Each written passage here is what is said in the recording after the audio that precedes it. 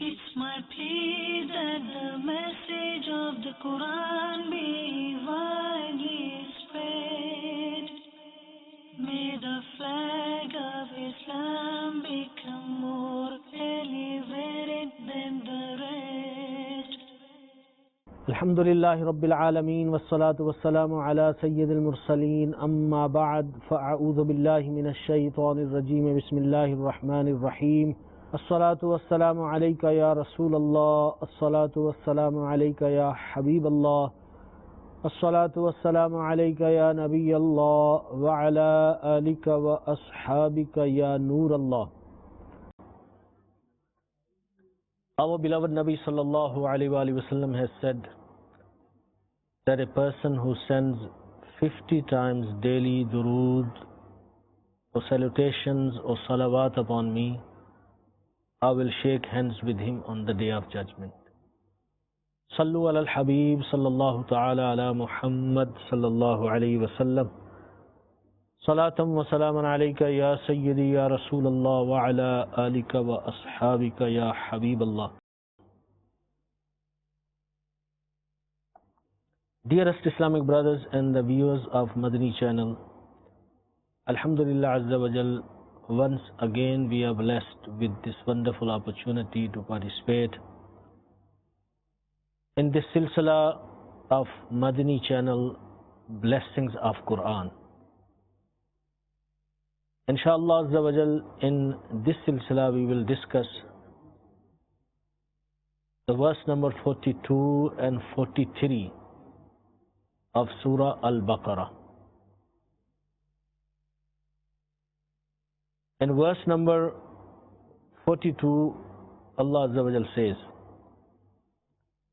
وَلَا تَلْبِسُوا الْحَقَّ بِالْبَاطِلِ وَتَكْتُمُوا الْحَقَّ وَأَنْتُمْ تَعْلَمُونَ. And do not mix the truth with the falsehood, and do not hide the truth while you know. Ulama Yahud, they used to stop people from Iman with two ways, or they used to use two types of tricks. Number one, that if they see somebody is uninformed, they will not tell that person the truth. And if they see someone who is informed or knowledgeable or intelligent, they would put that person in doubts. Sometimes they would then mix the ayat, take out what doesn't suit their agenda and add what suits their agenda. Or they would change the meanings of the verses of the book. So that way, people would get into doubts and have uncertainty, and they would not be clear on issues. For example, when the ignorant ones came to the scholars of Yahud, and they asked about Rasulullah sallallahu alaihi wasallam, that tell us the signs of the last prophet. And they would say that there is nothing mention of him. So they would deny totally.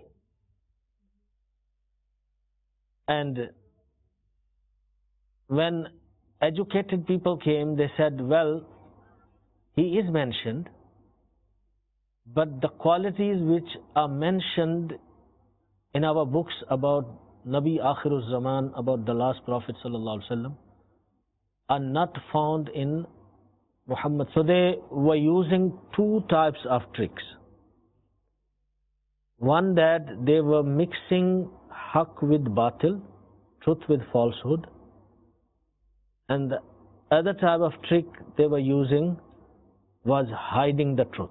So they were hiding completely from the ignorant ones, from uninformed people, and they were mixing the truth when they dealt with the educated ones or the intelligent ones. So this is what is being mentioned in this ayah karima. وَلَا تَلْبِسُوا الْحَقَّ بِالْبَاطِلِ وَتَكْتُمُوا الْحَقَّ وَأَنْتُمْ تَعْلَمُونَ. So Allah subhanahu wa ta'ala tells these people, the ulama of Bani Israel, that stop your evil activities and do not do this what you are doing. Now keep in mind that at that time there were no huffaz of those books. There is no hafiz of Torah and there is no hafiz of Bible. And there were no bookshops or printing presses at that time. So there were few books, and those books were only with the priests or with the scholars. So it was very easy for them to change, because there was nobody who could challenge them. If those books were available freely and public was also reading, then they could have challenged that you have changed here or you have changed there. Now because nobody else had access, only these so-called scholars of books had access, and they became greedy and they took money from people and bribe, and they started changing. Alhamdulillah Azza wa Jal, it is not possible to make any distortion in Quran. The reason is that Quran is printed so much right from the beginning. In the beginning, people had habits of writing and passing it over to others. And then from the beginning, people were memorizing Quran. So even today, there are millions of huffaz, people who have memorized Quran-e-Kareem.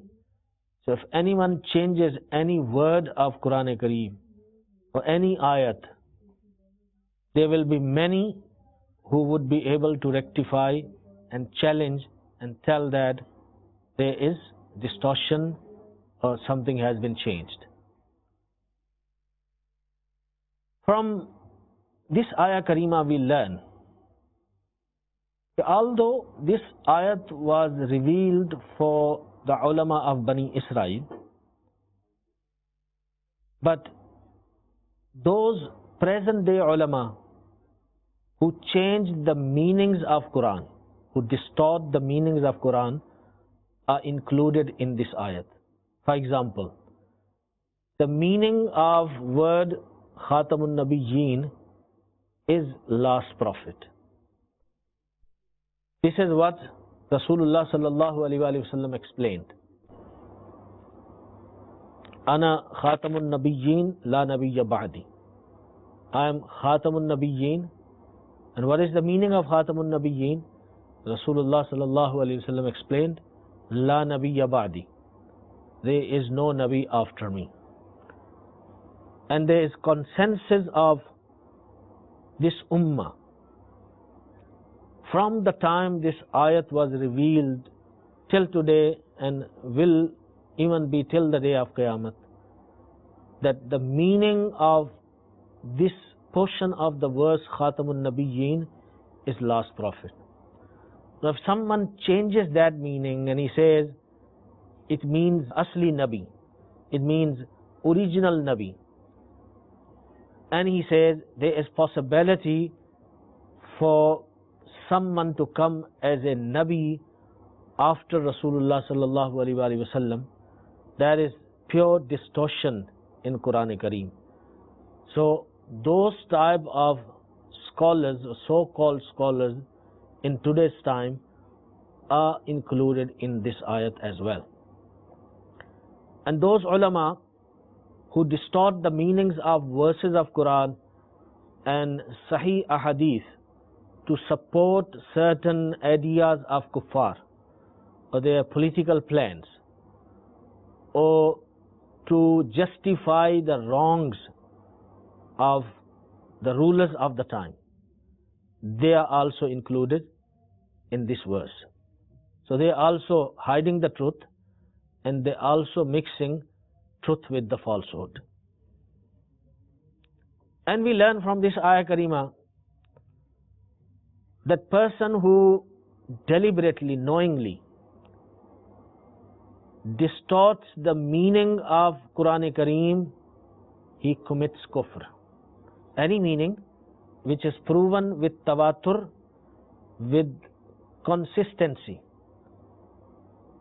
and someone comes and changes that meaning, that is regarded as blasphemy, that is regarded as kufr, as we explained in Khatamun Nabiyyin, because its meaning is fixed and it's proven with tawatur, with consistency, and if anyone changes that, that is blasphemy, and that person would be out of the fold of Islam.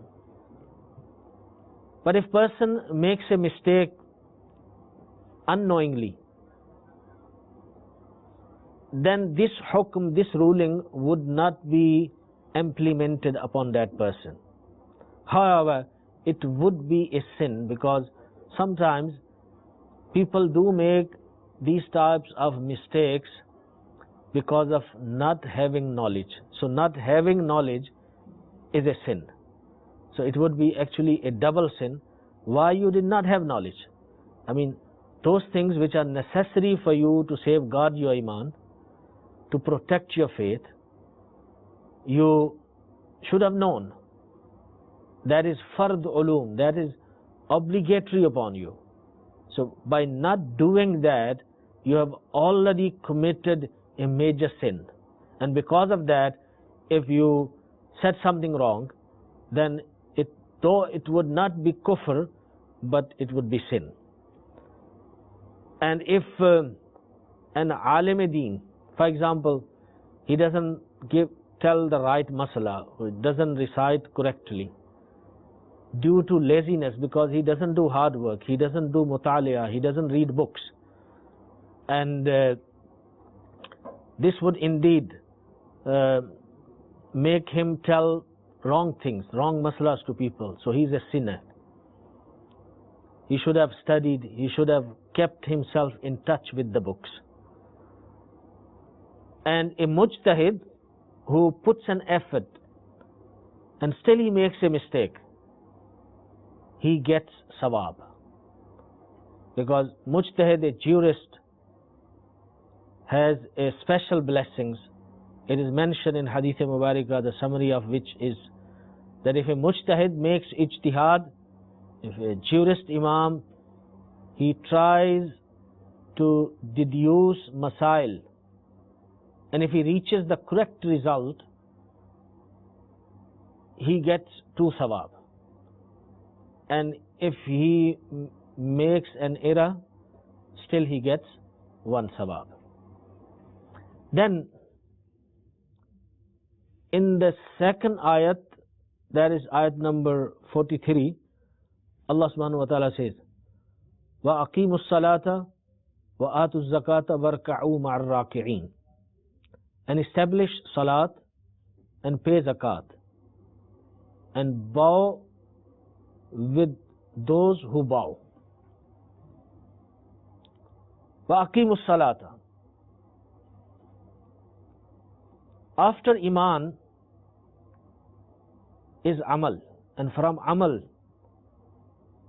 the highest category of actions or amal or ibadat is salat or namaz. And there is difference between performing salat and establishing salat. Here the order is establish salat. Establishment of salat is to perform salat correctly, to perform always, to perform salat on its correct time, to worry about salat means always think about it when the time is going to come.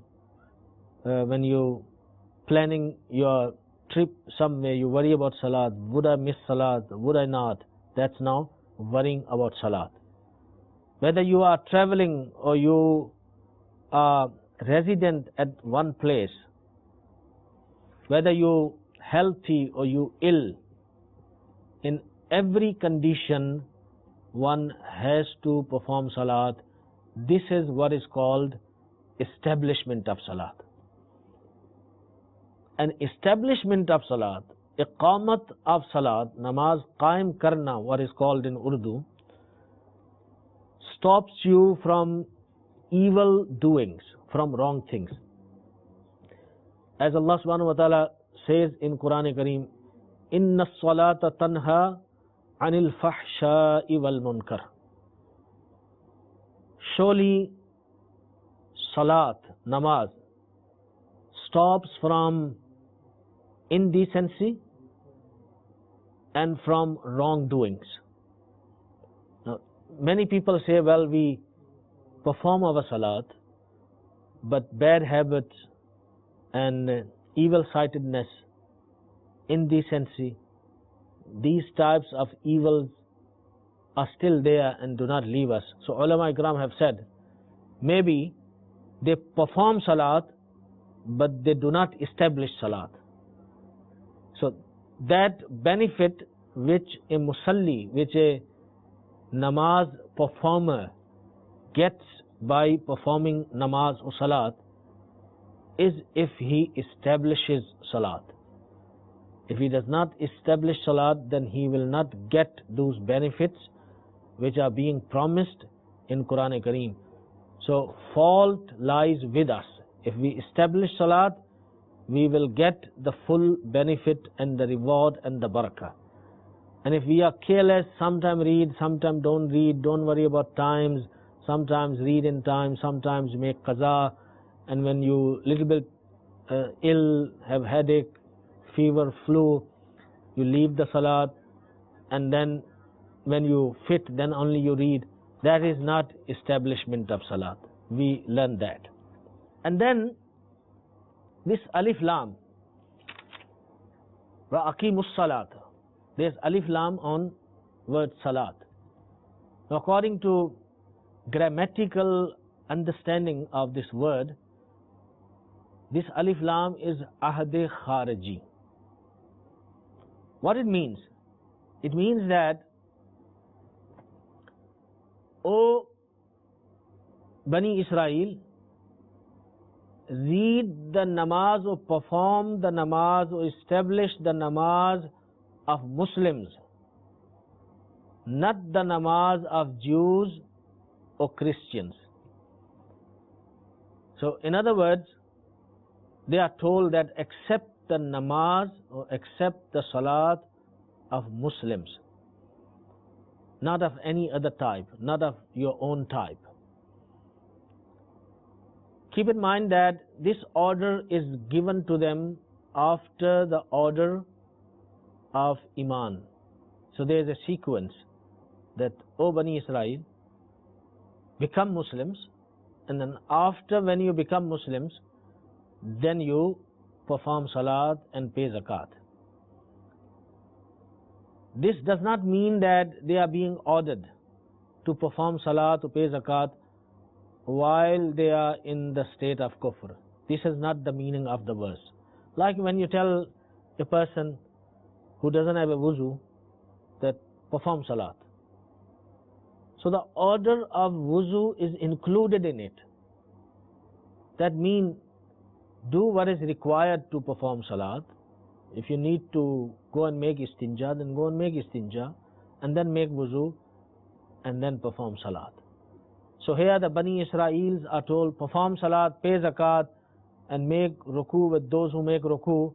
It means that become Muslim first, and then perform salat, pay zakat, and perform your salat with jama'at.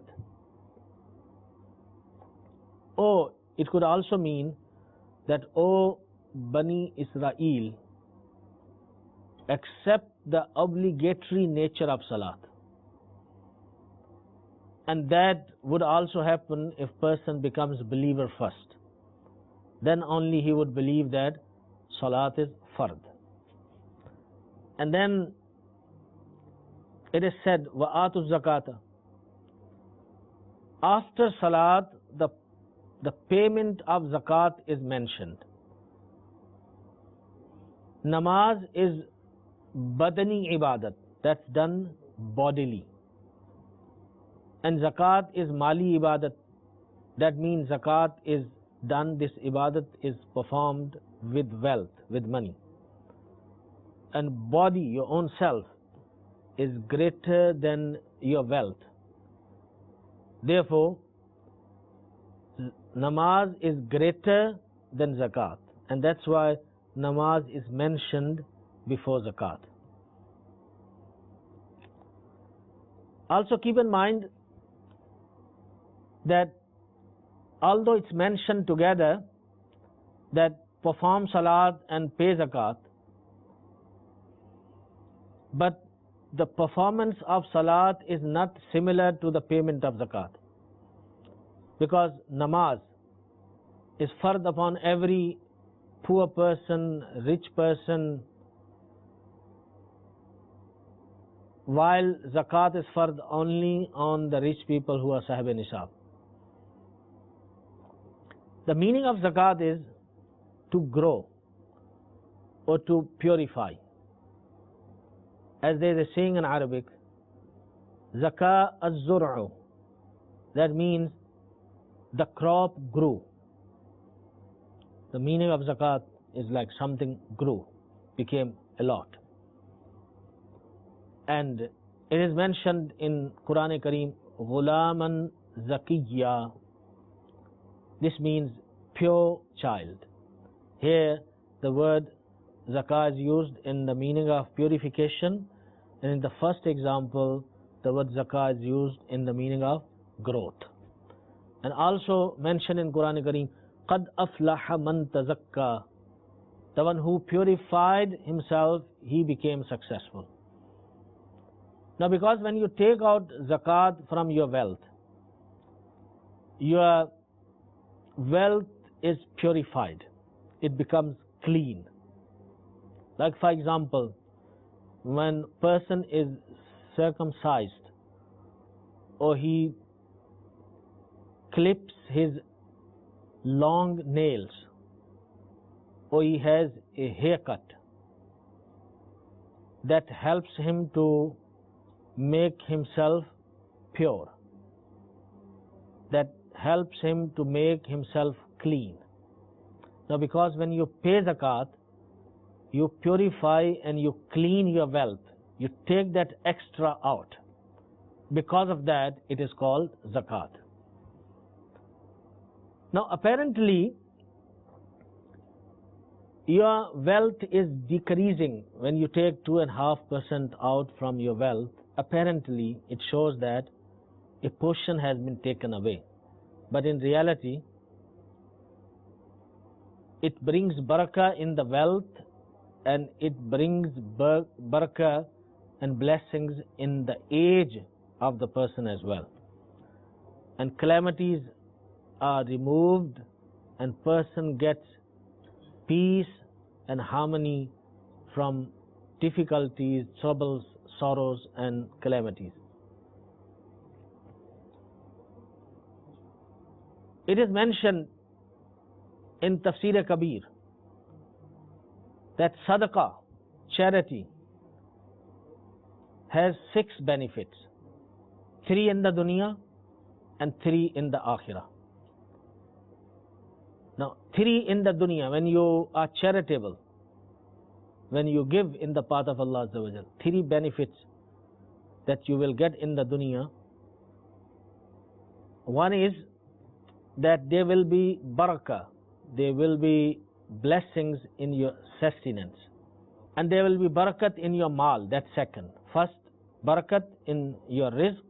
Secondly, barakat in the mal, and enlivening of your home means that the difficulties, the sorrows, unhappiness will be removed from your house.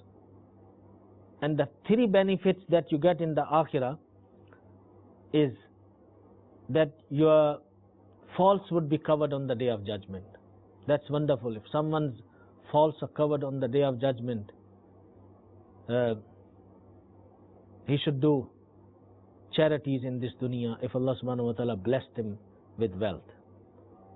And on the Day of Judgment, he will be saved from the sunshine. And you must know that that sunshine would be a killer.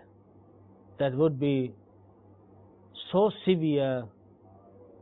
The sun would be mile and quarter away from the earth, and earth would be made of copper, and people would be drowning in their perspirations. And at that time, if someone gets the shade, how lucky he would be. A person who is charitable, who gives in the path of Allah Azza wa Jal, he will get that blessings. And this charity, this giving in the path of Allah Azza wa Jal, will become an obstacle between him and the fire of hell. That means it would become a stopper. It would not let him go, in other words, into fire of Jahannam. And again, the Alif Lam which is mentioned on Az-Zakat is also Alif Lam Ahde Kharji. What it means? It means that, O Bani Israel, give the zakat of Muslims, give Islami zakat. Not the type of zakat which was upon Bani Israel. Bani Israel, they had to pay 1/4 of their wealth in zakat. And they had different rules. And now is the rule of Muhammad Mustafa sallallahu alaihi wasallam, and his laws and his sharia would be enforced. So, O Bani Israel, pay zakat, but Islami zakat, not Israeli zakat. So this is what is being told to them.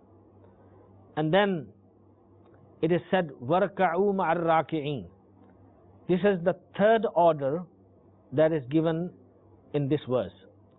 It means that, O Bani Israel, bow with those who bow.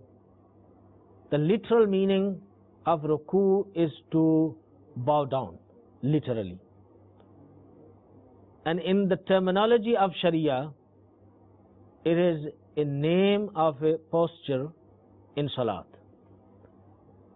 So when you take the lughwi meaning, the literal meaning, it would mean that, O Bani Israel, as the Muslims have bowed down in front of Allah Azza wa Jalla and His beloved Nabi Sallallahu Alaihi Wasallam, or in front of their ahkam and orders and sharia, you should also leave your evil activities and bow down and accept what Allah Subhanahu wa Ta'ala has ordered and what His beloved Nabi Sallallahu Alaihi Wasallam is busy teaching.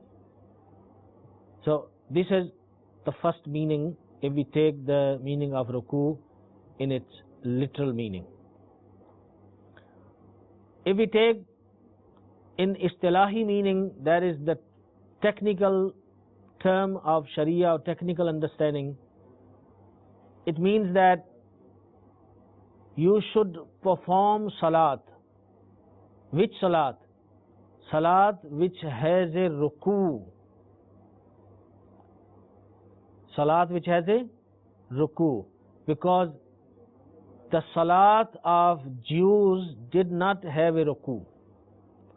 They would stand and make ibadat. Even till today, if you see Jewish people, they worshipping, they will not have ruku or sajda, they will be standing and shaking their bodies. So they did not have ruku in their salat. So they are being ordered that now, from now, because the new law has come, so you would not be performing a salat with the old style. Now you will be performing with a new style, and the salat of new style has a ruku in it. So this is what they are being ordered. So in other words, if they are ordered to perform salat, and if they question which salat, they are told the salat which has a ruku, not the salat that you know. It could also mean that perform salat with jama'at, because when person performs salat with jama'at, he gets 27 times more sawab.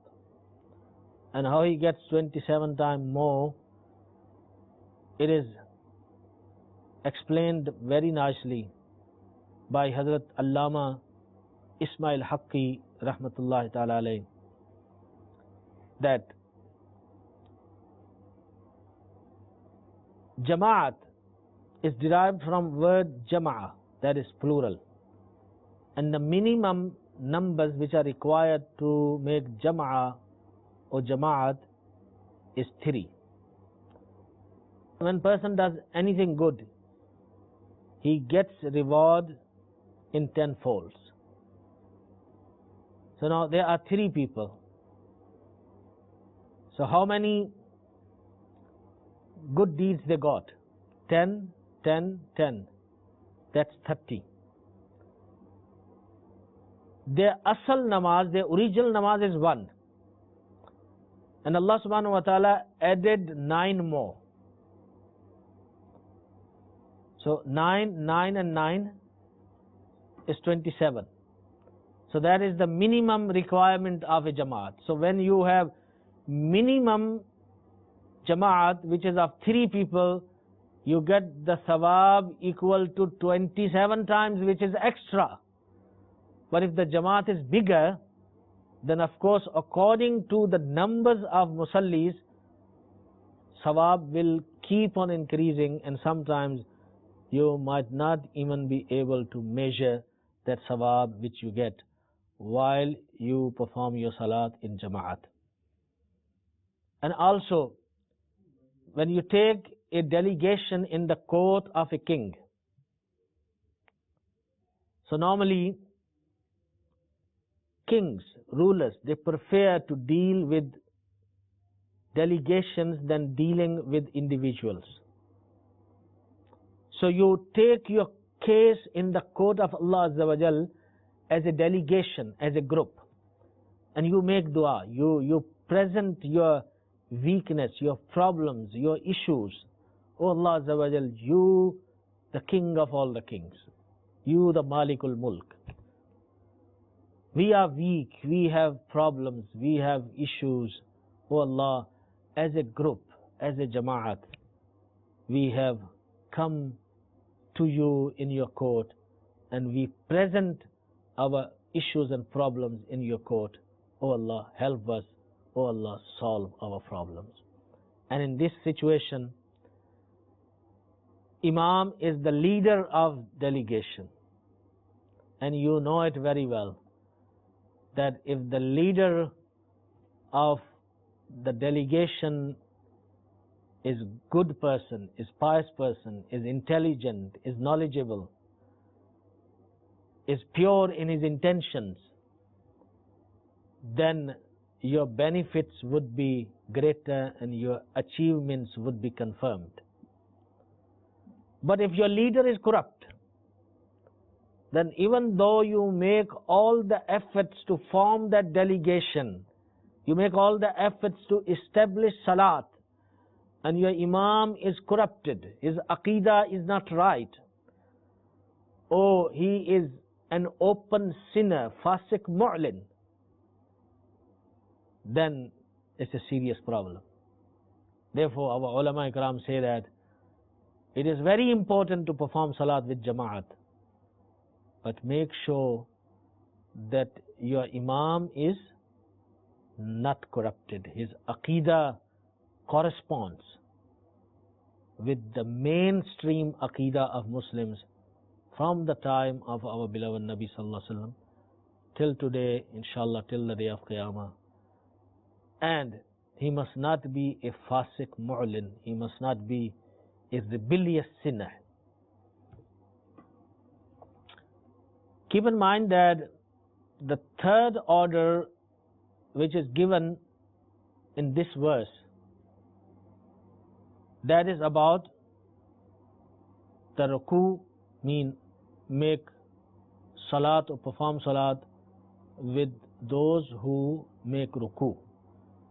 So under that, ulama ikram have written that this hukm is different compared to the first two hukum, first two orders. This is little more khas. First two are common, aam, and this one is khas, mean there are certain conditions attached to it.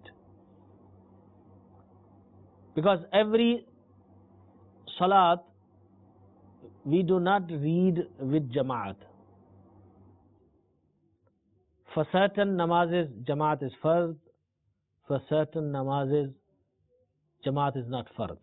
For example, for Jum'ah, for Eidan, Jamaat is fard. For 5 times daily salat, Jamaat is wajib. And for salat of solar eclipse and salat of istisqa, that is to ask rain when there is drought, and salat of Taraweeh is sunnat. And then Jamaat is not wajib upon every person. For example, if he is a traveler or if he is very ill, then Jamaat is maaf from that person. Similarly, if there is heavy rain or wind, Jamaat is not wajib at that time on those people who are affected by it. Women, children, some blind people and those who are paralyzed, salat is not, the Jamaat is not wajib upon them. So as far as warka'u ma'ar raki'in, its hukm is ruled with certain conditions and with certain restrictions. It's not common like the first two, that is, establish salat and pay zakat. When Bani Israel were given the order of Iman and other necessary aqaid of Islam, then they are given the order of taqwa and taharat and purity. And they are told that you should establish salat, perform salat nicely, properly.